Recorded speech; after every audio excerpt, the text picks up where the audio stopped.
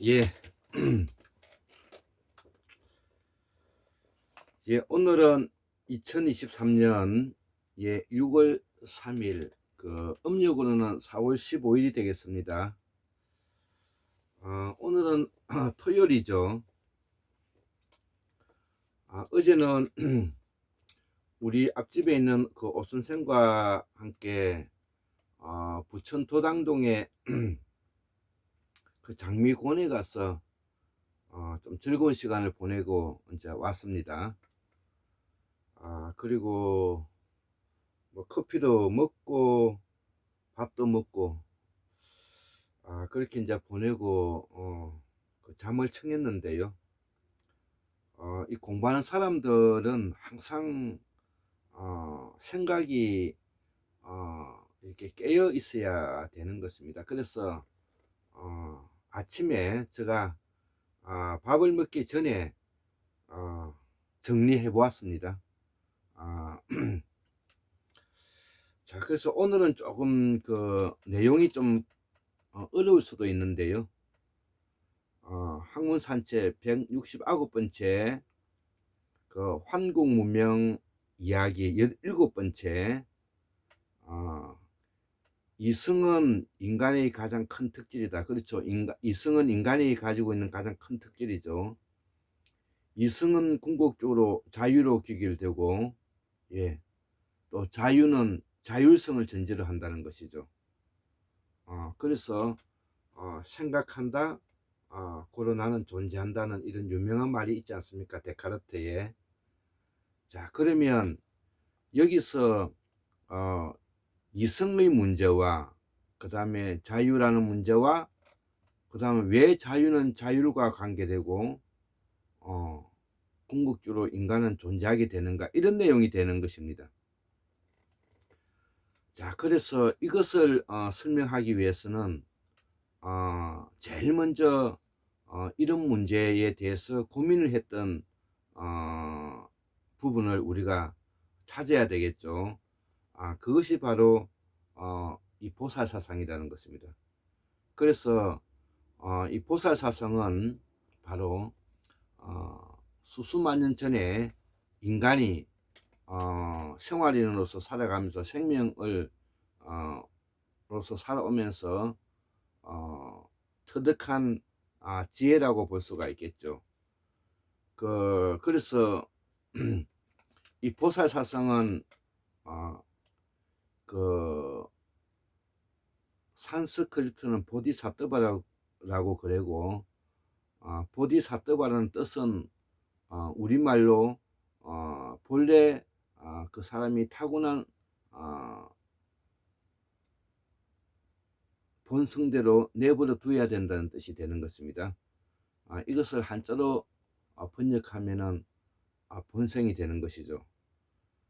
그러면 그 사람이 가지고 있는 그 본성은, 토끼는 토끼들의 본성이 있고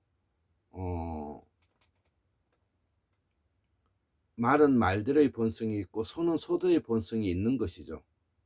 인간은 인간의 본성대로 있는 것이죠. 이것이 보살사성인데요.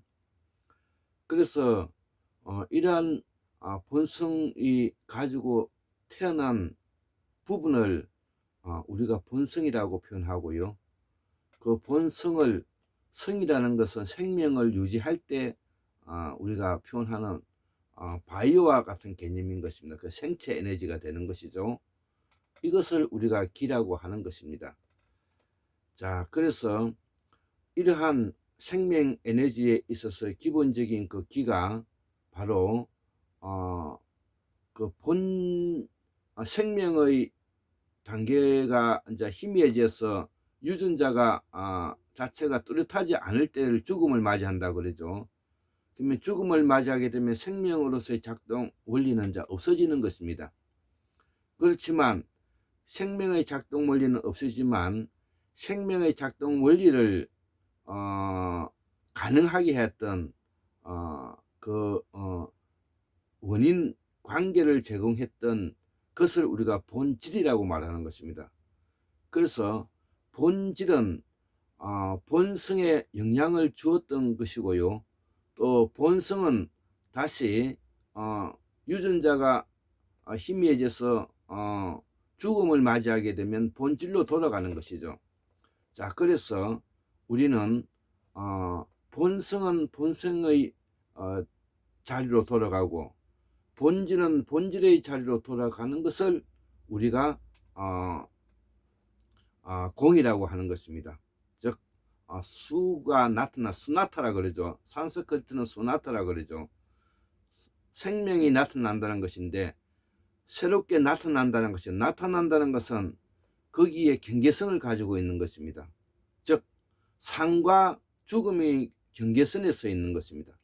삶과 죽음의 경계선을 우리가 공이라고 말하는 것입니다. 본성과 본질의 그 경계선에 있는 것을 우리가 공이라고 말하는 것입니다. 그러니까 나타나는 것이죠. 그렇지 않으면 나타나지 않는 것이죠. 자, 그래서 이 보살사상은 바로, 자, 그러면 이렇게 내버려 두었을 때 그 내버려 두었던 것을 우리는 어떻게 이제 표현하느냐, 그거를 현실적이고 구체적이고 실제적인, 현실적이고 구체적이고 실제적이다. 즉 그렇죠. 우리가 생명을 인식작용을 하고 있는 인간의 사유는 바로 현실성과 실질성과 구체성을 가지고 있어야 되는 것이죠. 왜냐? 실질적이고 구체적이고 실질적이고 구체적이고 실제성을 가지고 있을 때 다양성이 만들어지는 것이죠. 그렇지 않으면 해결화되는 것이고 일반화되는 것이죠. 우리가 바위가 새로운 다양성을 가지기 어렵지 않습니까? 이처럼 생명은 다양성을 가지고 있기 때문에 실질적이고 구체적이고 현실성을 바탕으로 한다는 것이죠. 자, 거기에 인간은 초월적이고 초자연적인 요소를 가지고 있는 것입니다. 인간은 사유체질을 가지고 있기 때문에, 아까 인간을 생각하는 존재이기 때문에, 고로 존재하는 존재이기 때문에 인간은 바로 이성을 가지고 있는 것이죠. 이성은 생각을 말하는 것인데, 다른 타 포유류나 다른 것도 우리가 이성을 가지고 있다는 증거가 보이죠. 그러나 인간만큼 실질적이고 구체적이고 상상적인 요소를 가지고 있는 것이 안 되는 것이죠. 그렇기 때문에 인간은 바로 이성작용을 통해서 기억으로 저장될 수 있는 유일무이한 존재인 것이죠. 그래서 이성작용을 우리는 기억연산 판단 과정이라고 말하고, 기억연산 판단 과정은 해마에 일시 저장되었다가 밤에 자면서 그것이 전전두엽의 기억으로서 저장이 되는 것입니다. 그 기억이 차곡차곡 모여서 하나의 옷걸이처럼 차곡차곡 모여져 있는 관계를 우리가 기억이라고 하는 것입니다. 그렇기 때문에 그 기억은 바로 인간이 가지고 있는 창의력을 바탕으로 하고, 창의력이라는 것은 바로 가상적이고 추상적이고 상상적인 것을 만들어낸다는 것으로서, 가상적이고 추상적이고 상상적인 것은 인간은 실제 하지 않는 것을 만들어내는 유일무이한 존재인 것입니다. 그렇기 때문에 인간은 바로, 인간은 자연의 일부이다. 인간은 자유의 부속품이다. 인간은 자연의 그 어떤 것도 영향을 받지 않으면 존재하기 어렵다는 버섯의 기존의 가치관에서 인간은 스스로 가상적이고 추상적이고 상상적인 존재로 인해서 임으로써 인간은 자연과 결별하는 단계에 이르게 되었다는 것이죠. 인간과 자연과 결별하기 이르게 되었다는 것은 인간이 스스로 유일무이한 존재로서 실질적이고 구체적이고 상상적이고 초월적이고 초자연적인 요소를 구사할 수 있는 스스로 인간이 신이 되었다는 것입니다. 그래서 니체는 신은 죽었다는 말을 하게 되었다는 거예요. 신이 죽었다는 뜻은 우리가 잘 이해를 잘 못하는데, 신이 죽었다는 것은 과거 우리가 합리적인 이성, 합리적인 이성, 그러니까 자연관적인 이성의 작용에 의한 철학, 즉 하느님에게 주어져 있는 존재로서의 인간과 별개의 존재로서의 신은 드디어 죽게 되었다는 뜻을 말하는 것입니다. 그래서 신이 죽었다는 그 말은 바로 자연으로서의 인간과의 결부되어 있는 존재로서의 창조론적 신인 인간과 자연과의 결별처럼 인간과 창조론적 신과에도 결별하게 되는 결과를 낳게 되었다는 것이죠. 고로 인간은 존재의 필요성을 중요하게 되었고 실제성과 현실성을 중요시 여기는 단계에 나아가게 되었다는 것이죠. 그래서 그 실질적이고 구체적이고 현실적인 부분을 우리가 직시하는 것을 우리가 후설 현상학이라고 표현하는 것입니다. 그래서 제가 적어 놓았던 부분이 잠깐 있을 것 같은데요.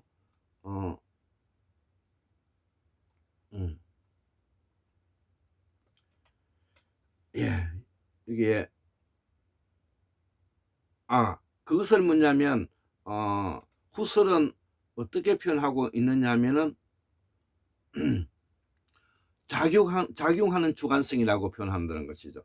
작용하는 주관성, 여기에 대해서는 우리가 매우 심오한 철학적인 내용들이 있기 때문에 이것을 용어로 가지고는 설명하기가 어렵습니다. 즉 다시 말하면 인간은 현재에 놓여져 있는 직시하는 주관적인 현상이 결정한다는 것. 그 말은 실질적이고 구체적이고 현실적이라는 요소를 우리가 포함한다는 것을 이야기하는 것입니다. 그래서 실질적이고 구체적이고 현실적인 요소를 우리가 나타내는 것이 그것이 보살사상이기 때문에 보살사상은 실존주의라는 말을 제가 하게 되었던 것입니다. 그래서 실존주의는 우리가 20세기에 들어와서 정리가 된 철학이지만 최 근래에 그 정리된 철학이지만 그러한 동기를 부여하게 된 것은 수수만 년 전에 우리의 선조들이 이 보살사상이라는 이름으로 이것을 나타냈다는 것이죠. 그래서 그 보살사상을 좀 더 뭐냐면은 인간의 인식작용의 바탕을 두고 이것을 설명해낸 것이 바로 칸트의 순수이성 비판, 그 다음에 후설의 현상학, 그 다음에 하이데거의 존재와 시간, 그 다음에 우리가 키에르케고르 사르트를 포함한 실존주의로 나아가게 되는 것입니다.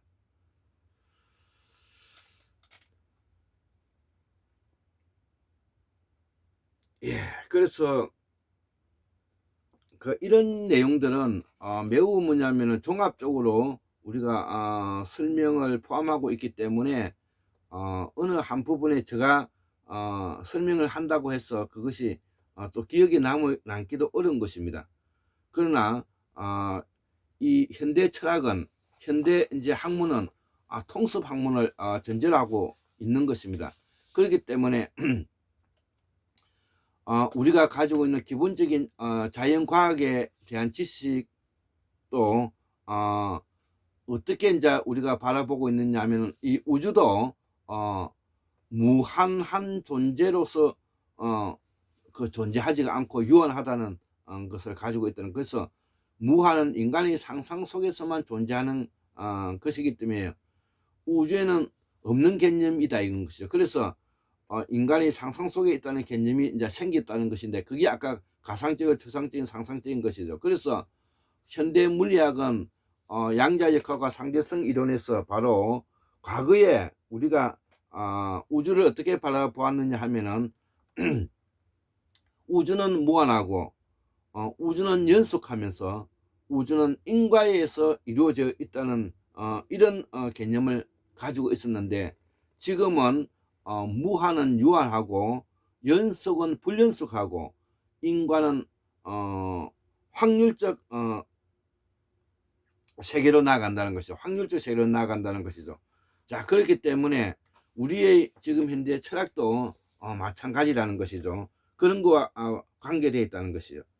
자, 그래서 오늘은 우리가 이 보살 사상과 현대 철학과 현대 자연과학과 그 다음에 현대 철학이 어떻게 뭐냐면 지금 이제 서로 관계되고 있는가를 제가 가볍게 설명을 했습니다. 이것은 매우 심오한 뭐냐면은 인식작용 내지 사유체제를 가지고 이해하기 때문에 저 역시도 이렇게 정리하였지만 정리하고 나면 또 헷갈리고 나면 또 다시 뭐냐면은 재정립하고 그래서 이것을 완전히 뭐냐면 우리가 해석하기는 어렵다고 봅니다. 그렇지만 제가 설명하고 싶어 하는 것은 바로 우리의 수십만 년 되는 환국 문명의 기본적인 철학 그 사상인 우리가 환국 문명의 사상이 바로 첫 번째로 뭐냐면은 보살 사상, 두 번째는 선앙당 사상, 세 번째는 토템 사상, 네 번째는 제사의식이라고 말하지 않았습니까?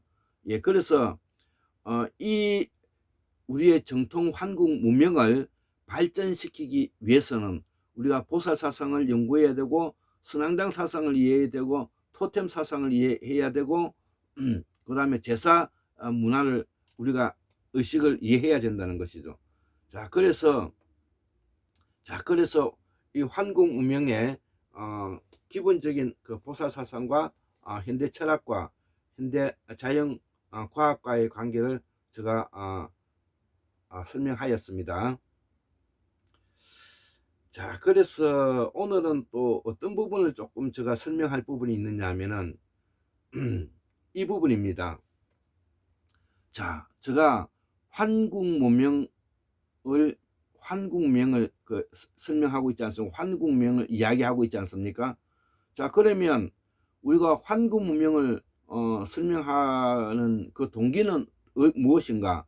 바로 우리가 동양에서 중국 문명을 많이 이야기하지 않습니까? 중국 문명에 대해서는 많은 학자들이 입에 달아가지고 글을 쓰고 중국은 원래 있지도 않은 것입니다.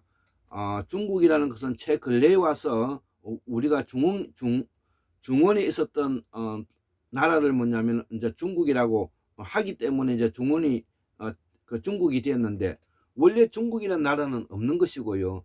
한족이라는 것도 없는 것입니다.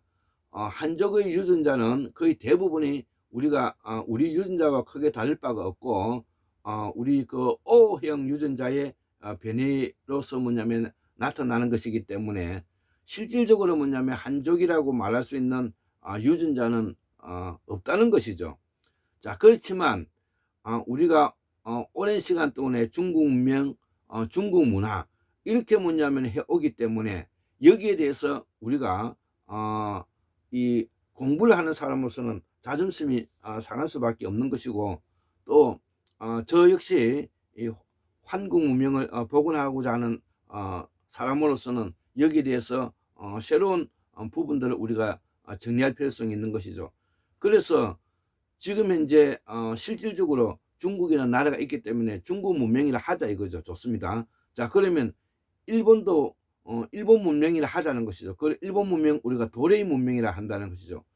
그리고 우리 지금 조선도 현재 실존하고 있는 나라지 않습니까? 자, 그러면 조선이 가지고 있는 문명은 무엇이냐는 것이죠. 그것이 바로 한국 문명이라는 것입니다. 그래서 조선은 바로 한국 문명이고 한국 문명은 바로 뭐냐면 우리가 환단고기를 바탕으로 하는 한국사를 복원하는 데 초점을 맞춰야 된다는 것이죠. 자, 그래서 우리의 그 문명의 한국 문명이 가지는 사상과 중국 문명인들이 가지고 있는 사상과 도레인들 일본 문명이 가지고 있는 사상을 우리가 한번 언급해 보자는 것이죠. 자, 그래서 먼저 중국 문명부터 설명하겠습니다. 중국 문명의 가장 핵심은 지금 현재 학자들이 말하기를 어떻게 말하고 있느냐 하면 이 완강하다는 것입니다. 완강하다. 우리가 무엇인가를 할 때 그 사람의 성격이 완강하다는 말을 많이 하지 않습니까? 자, 그래서 이 완강하다는 말과 중국에서는 이 관시사상이라는 것이 있다는 거죠. 관시사상. 관시사상이 다른 말이 우리말로 말하면 관계를 말하는 겁니다. 관계.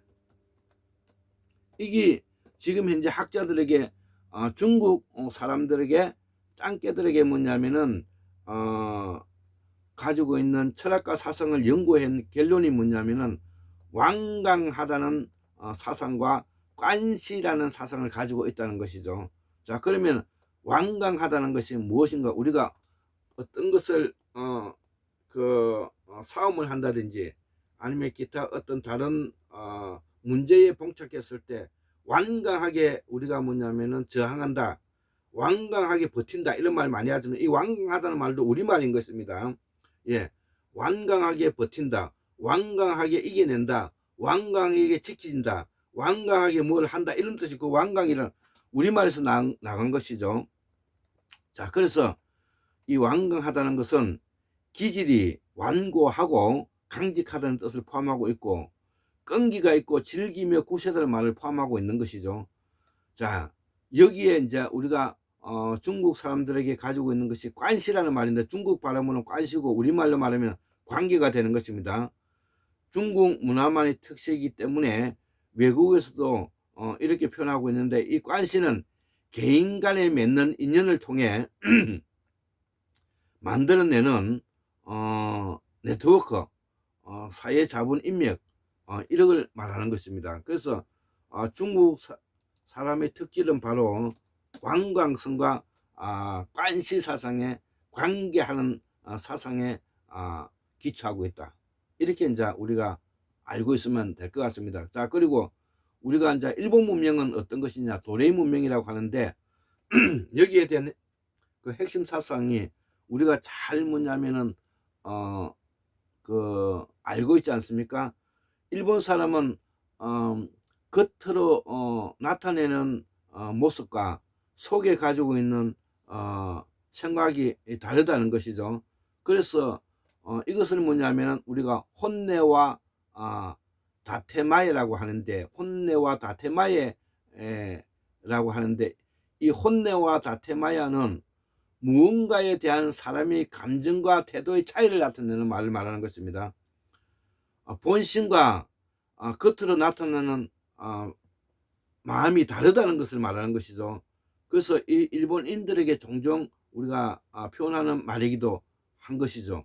자, 그래서 조금 더 이 혼내와 다테마에 대해서 개요를 설명해 보면 이 혼내와 다테마야의 두 가지 단어를 합친 단어로서 개인의 본심과 사회적인 규범의 의견을 나타내는 말이고, 흔히 본심과 배려, 속마음과 겉마음으로 달리 보인다는 것이죠. 일본인의 경우 자기 의견을 피력함에 있어서 이 두 가지를 구분하여 사용하기에 익숙하다는 것이죠. 이러한 혼내와 다테마에는 전체의 조화를 위해 개인이 존재한다는 의미인 일본에서는 미덕으로 받아들일 수가 있으나 개인 위주의 삶을 솔직히 살아갈 것을 요구하는 사회에서는 이해하기 어려운 부분이 있다는 것이죠. 자, 그래서 이 혼내와 다테마에는 일본 내에서도 차이가 있는데, 교토의 경우는 속마음을 숨기고 오사카는 솔직하게 말하는 것이 익숙하다는 것인데, 이 교토는 이제 소위 말하는 고구려 계통의 사람들이 자리 잡은 것이고, 그 오사카 쪽은 뭐냐 백제인들이 자리 잡은 그 문화가 있는 것이죠. 자, 그래서 일본은 바로 뭐냐면 속마음과 겉으로 나타나는 마음이 차이가 난다. 예, 요거를 뭐냐면은 설명하고 싶은 것이고요. 자, 그러면 우리는 한국 문명의 핵심 사상이 무엇인가 하는 것이죠. 예, 한국 문명의 핵심 사상은 우리는 어, 그 기본적으로 예의를 되게 찾죠. 예의. 예. 기본이 됐느냐. 근본이 틀려 먹었어. 사가지가 없네. 걸려 먹었어. 이렇게 우리가 말을 많이 하죠. 그것은 바로 뭐냐면은 우리 환구 문명의 핵심 사상에는 예의를 중요시 여기는 것이라는 것입니다. 예의. 우리는 예의가 없으면은 그 사람을 아주 낮춰 보는 것이죠. 그리고 옛날에 2500년 전에도 그 공자님께서도 그, 그 예의가 있는 동이 땅에 가서 살고 싶다는 말을 하지 않았습니까?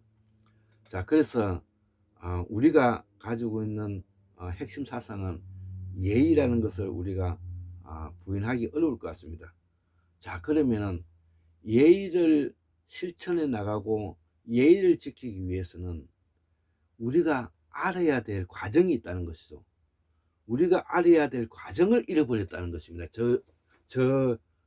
지금까지 이 연구에 의하면 예의를 지켜 나가는데 그 과정을 잃어버려 가지고 우리가 지금 현재 혼란에 빠져져 있다. 이것이 저희 결론인 것입니다.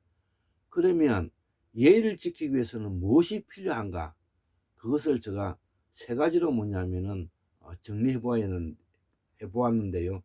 첫째는 뭐냐면은 우리가 소학에 나오는 어릴 때 또 가정에서 지켜야 될 세소응대라는 것입니다. 이 세소응대는 환란 김경필 선생이 매우 뭐냐면은 소중히 여겼던 우리가 덕목이기도 한데요.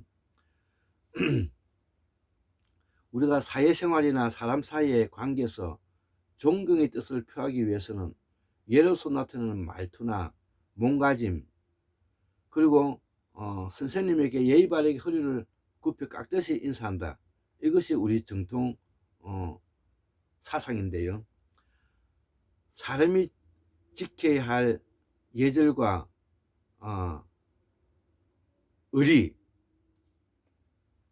이런 것을 포함하는 내용이죠. 그래서 뭐냐면 세소응대라는 것은 우리가 손님이 찾아올 때 우리가 소시하자 그러자는 소시, 청소를 한다는 것이죠. 세소라는 것은 뭐냐면은 물을 뿌려서 깨끗이 집안을 정리하는 것을 세소한다는 거죠. 소시하자 그러잖아요. 그래서 응대, 그 손님을 맞이하는 것이죠.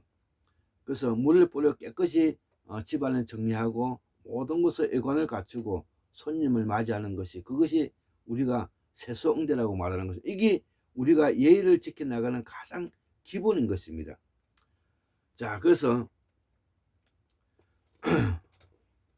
여기에는 집 안팎을 깨끗이 거두고 우두더니 부름이나 물음에 응해서도 상대방에게 밝은 얼굴로 나타나는 모습을 우리가 세소응대를 포함하는 것이죠. 그렇기 때문에 위더런이 이야기를 했을 때 항상 밝은 마음으로 응대하는 것까지 포함되는 것입니다. 자, 그래서 이러한 예의를 갖추게 됐을 때 이것이 성숙되게 되면, 이것이 뭐냐면 무르익게 되면, 깨닫게 되면 어느 지경으로 가게 되는가? 그것이 바로 도광해적이라 그러는 거예요. 도광해적. 예, 도광해적이라는 말 그 자체가 그야말로 어마무시한 매력을 가지는 이야기인데요. 인간은 궁극적으로 자기를 나타내는데 그 나타냄에 있어서 모습이 마치 태양의 빛이 빛을 감추고, 태양이라는 것이 빛을 발하잖아요. 모든 생명을 주관하는 것이기도 하죠. 그 태양이 빛을 감추고 그 태양으로서 비추어져 있는 그림자조차도 우리가 숨기는 듯한 마음으로 우리가 살아가야 된다는 것입니다. 기가 막히지 않습니까? 예, 인간이 가지고 있는 기본적인 세서응대의 마음을 가지고 있고, 그 세서응대의 마음이 무르익어서 궁극으로는 뭐냐면은 도광해적하는 마음을 가져야 된다는 것입니다. 그래서 도광해적을 하는 마음이, 이것이 뭐냐면은 어떠한 형태로서 결국은 뭐냐면은 그 과정을 밟아갈 것인가, 그것이 바로 우리가 오복이라고 말하는 서경에 나오는 말인데, 수부 강령 유호도 고정명이라는 말입니다. 수부 강령 유호도 고정명, 이것이 뭐냐면은 우리가 가지고 있는 5가지 뭐냐면은 행복의 조건인데요. 수라는 것은 뭐냐면은 우리가 생명이 연장되고, 기본적으로 경제력을 좀 넉넉히 가지고 있고, 그 다음에 강령하고 평안하고 안정스럽고, 유호도 주변 사람으로부터 덕이 있다는 소리를 듣고, 고종명이라는 것은 자식을 낳고 마지막 죽을 때 아주 행복하게 죽는 것을 우리가 고정명이라 하죠. 그래서 수부강령 유호도 고정명이다. 그러면 우리의 전통사상은 바로 뭐냐면 세서응대하고, 그 다음에 도광해적하며, 그 다음에 수부강령 유호도 고정명이다. 여기에 한 가지 더 첨가시키면 독서지 어성현이다. 우리는 바로 독서를 통해서 꾸준히 노력해서 성현에 이르는 것을 우리가 목표로 하는 것이죠. 이것이 우리의 환구 문명의 핵심적인 사상인 것입니다. 예, 오늘 제가 매우 실존주의라든지 그 다음에 이런 내용에 대해서는 제가 정리한 것이 있지만, 지금 이제 여기에서 더 나아가게 되면 혼란스러워지기 때문에, 저 역시도 혼란스러워지기 때문에 여기서 마치도록 하겠습니다. 예, 74,142년, 1960년, 2023년 6월 3일 오늘 토요일 환궁 학술원 꼴짱 김두수 올립니다. 예, 감사합니다.